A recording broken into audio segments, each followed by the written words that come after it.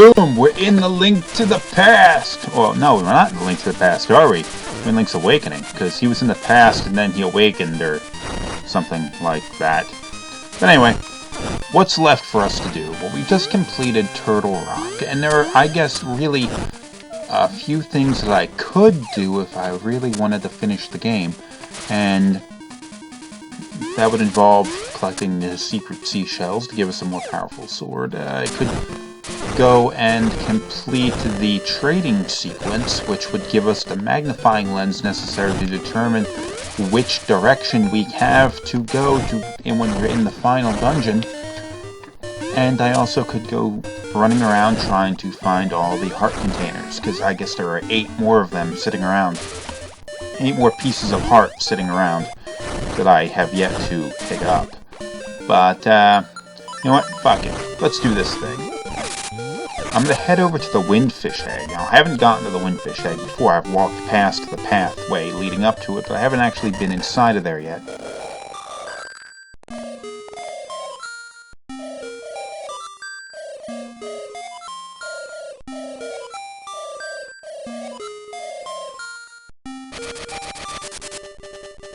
Okay, the only way to leave. And it's a Yoshi egg. Okay, let's go wake this damn fish.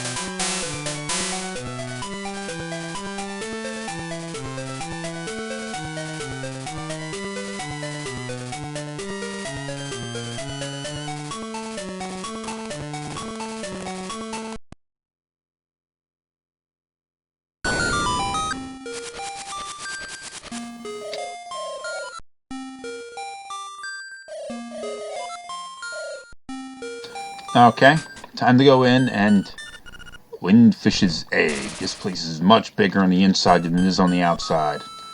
Oh, did not mean to do that.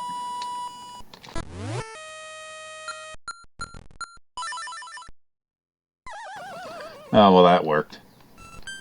Okay, now here's the thing about the Windfish's egg. You can't simply find your way around because it is an endless maze, kind of like the Lost Woods that we've seen in the first Legend of Zelda game. But the idea is that the dungeon is randomly generated. Therefore, you need to you can't simply find your way around it the way you want. Turns out there are only actually 4 different potential pathways through this dungeon, and it's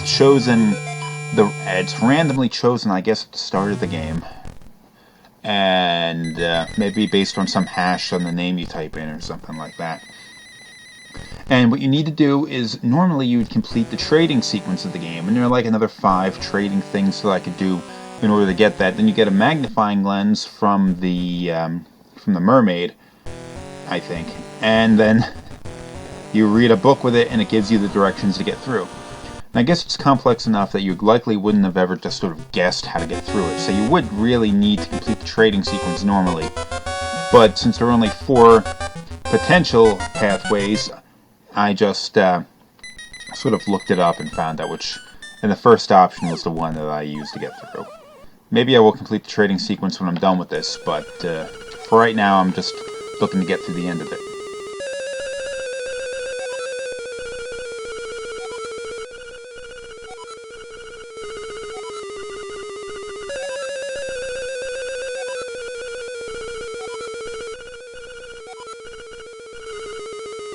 That's Rumble, alright. Okay, this is a boss that has multiple forms that we have to defeat in order to get through it. This guy, hitting him with the sword, not really going to do us a lot of good. You gotta chuck magic at him. Haha, how do you like that?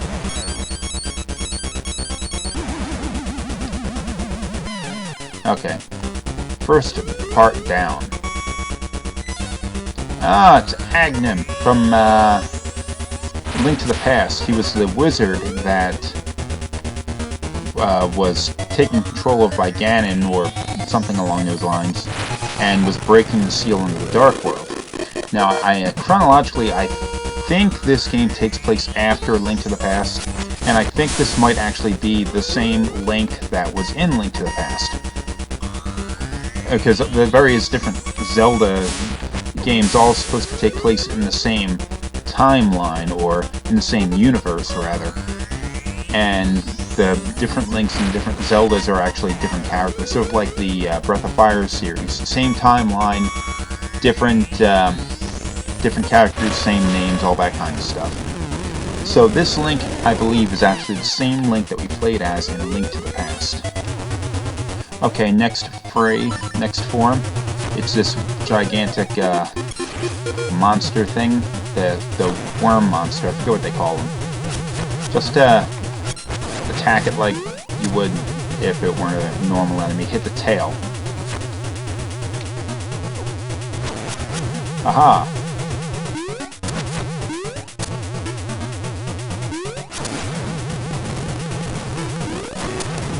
Aha!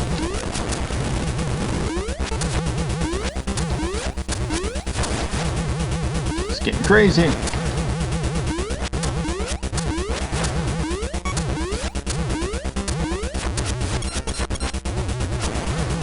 One more.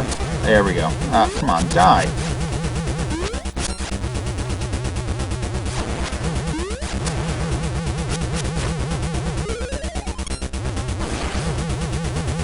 Come on, it's gotta be almost dead. There we go. Next form. Taking the form of Ganon. I don't know, maybe I can use the magic wand on them. No, I'm gonna have to hit him with the sword. I think we need to use the charged shot to hurt him, though. This is the version of Ganon that we had fought in Link to the Past as the end boss, although I would say that he's probably not quite as difficult. His attacks are very similar, but the environment, it doesn't have the floor caving away, and he doesn't take as many hits. So, it's sort of like, it just sort of looks like him. Landing some good hits on me, though.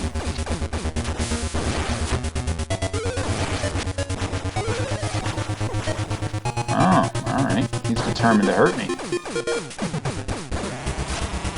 And he's down. Ah, shit. By a flame rod. Okay.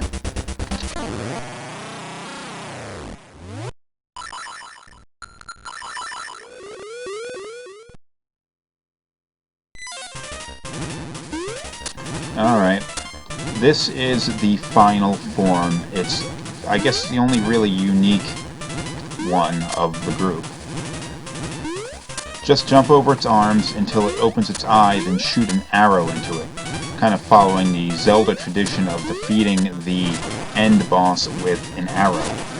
It actually surprised me a little bit when I played the first Legend of Zelda game, where Ganon could only be defeated. I mean, you had the magic sword, you had all the awesome items and stuff, but once you had to wait till he turned silver, and then you fired one arrow into him, which produced an incredibly anticlimactic end to the fight. But they continued doing that with other Zelda games. Link to the Past, you had to kill him after you turned silver with a silver arrow, but you had to hit him more than once, really. Oh my god, I'm getting hit. Okay, it's sped up. That means it's almost dead. There we go. We got him.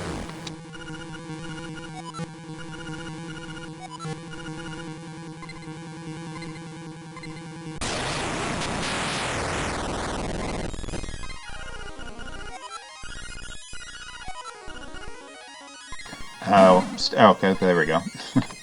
What, no Triforce?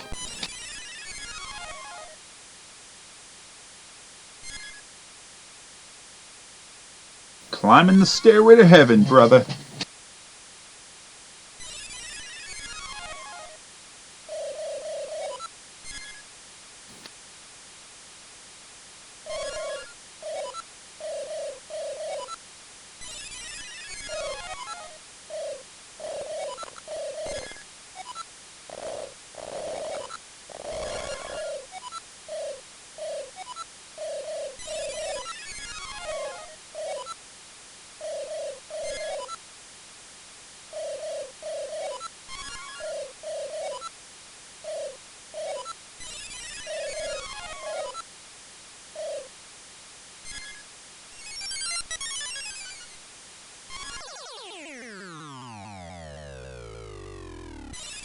Why so sad?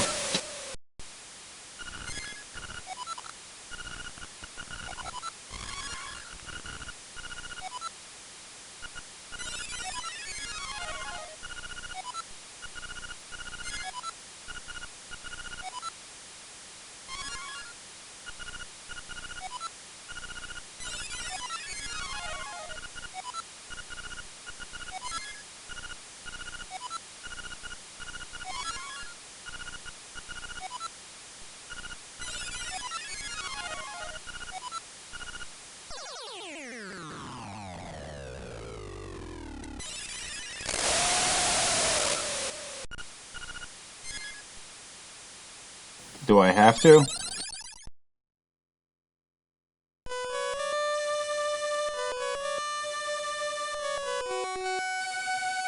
All you people are going to die.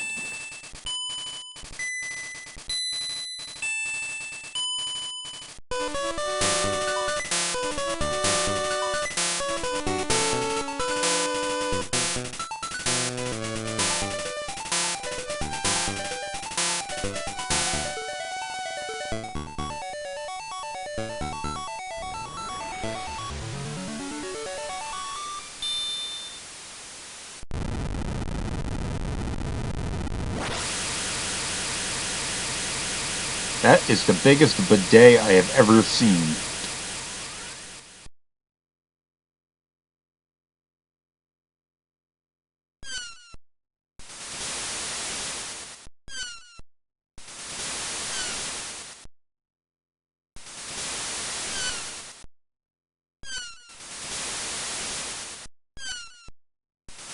Great, now Link has to look forward to dehydration and eventual death.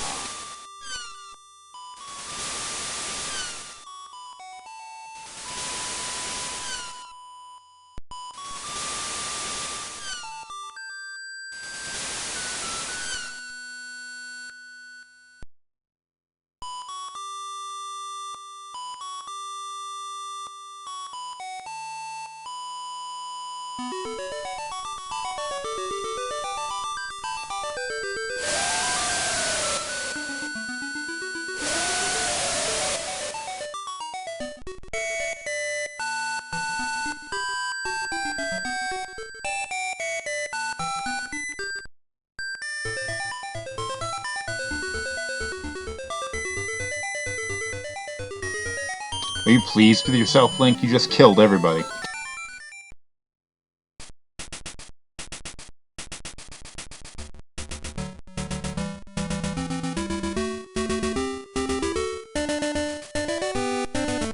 And there we have it. That was Legend of Zelda Link's Awakening, and it is the second best Zelda game. And probably the only reason why I think that is because of the nostalgia factor, because after all, something like Ocarina of Time was probably technically a better game, but this came at a time toward the end of when you started to see the over-the-head action-adventure games, 2D over-the-head action-adventure games, really start to come to an end, and they really had reached sort of pinnacle of design around about this time. So even though it is an old game, it really did hold up quite well. Modern games I'd expect to have a bit of a deeper story than this, because after all, this was rather simple, although it didn't really require a heavy storyline or anything, and the fact that it sort of played around with itself by having all these references to the Mario series. You had that guy that looked like Mario, you had the Yoshi doll, you had all these people doing really stupid stuff everywhere. And it's sort of a rather light-hearted way of doing this. Oh my god, that whale is flying. Well, I guess it's a wind fish, a fish that's in the wind, and a whale isn't really a fish, so I don't know how that's supposed to work. Is it wearing pants? It looks like it's wearing pants.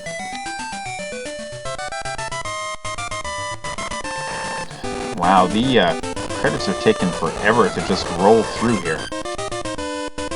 I was saying this is a pretty damn good accomplishment for a game that came out on the Game Boy. Now let's face it, the Game Boy was like a revolutionary system, handheld system, had a lot of mass market appeal, but the games on it generally sucked. There was this game, there was Tetris, and there was maybe, I don't know, one or two other really good games that came out for it, but for the most part, games that came out on the Game Boy sucked balls. But this was pretty freaking fantastic. And there we go. The end. No real good credit sequence there either. That's a bit of a weird thing. Oh, okay, I guess that is really the end. It's not going to go past that anywhere. Oh, okay. Anyway, that was... I hope you enjoyed the Let's Play I just did for Legend of Zelda: Link's Awakening. If you like this, I have quite a number of other games that I played on this YouTube channel. Feel free to check any of those out, and maybe I'll be playing some more Legend of Zelda games in the future. So thanks for watching, and goodbye.